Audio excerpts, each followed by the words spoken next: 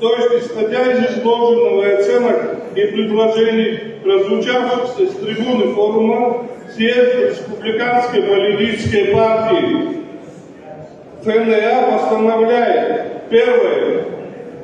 Считать крайне непродуманным и необоснованным решение правительства о 300% повышении тарифов на потребление электроэнергии при реальном отсутствии защитных механизмов. Предлагаем парламенту в кратчайшие сроки рассмотреть об отмене единородного решения о повышении тарифов.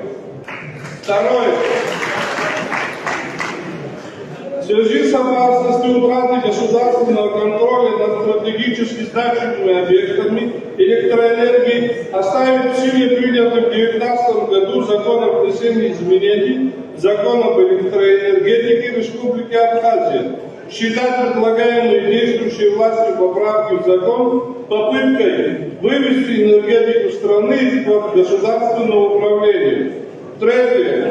Расценить принятие решения об отмене правительственного постановления о запрете добычи криптовалют как провокационное и приведшее к правовому беспределу в сфере энергетики и энергетическому кризису в целом.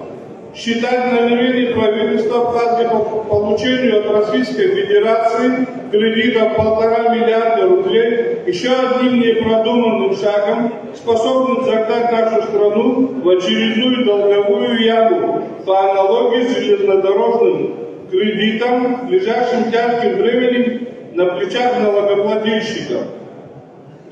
Пятое. Расценить как несистемные, непродуманные, в ряде случаев взаимоисключающие и противоречивые меры, принятые правительством по борьбе с коронавирусной инфекцией, приведшие к губительным последствиям для значительной части населения, в результате чего страна потеряла более 1000 человек своих граждан.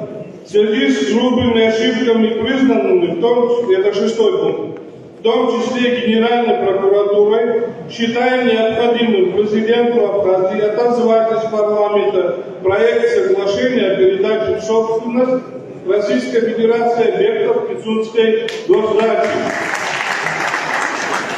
Также в связи с опасными для страны экологическими, демографическими, градостроительными и иными последствиями отозвать законопроект о регулировании правового статуса партотеля и апартаментов. 7. Расценить работу руководства страны по репатриации зарубежных соотечественников, укреплению связи с Северным Кавказом как неудовлетворительным.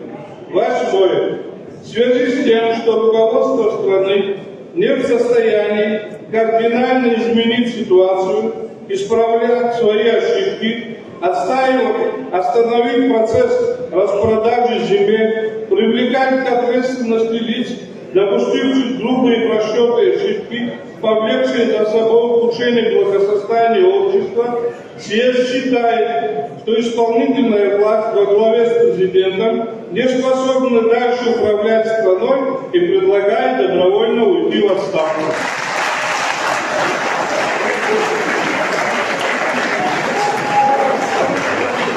Резолюцию надо принять голосованием. Кто за? Прошу, кто против? Таковых нет. Спасибо.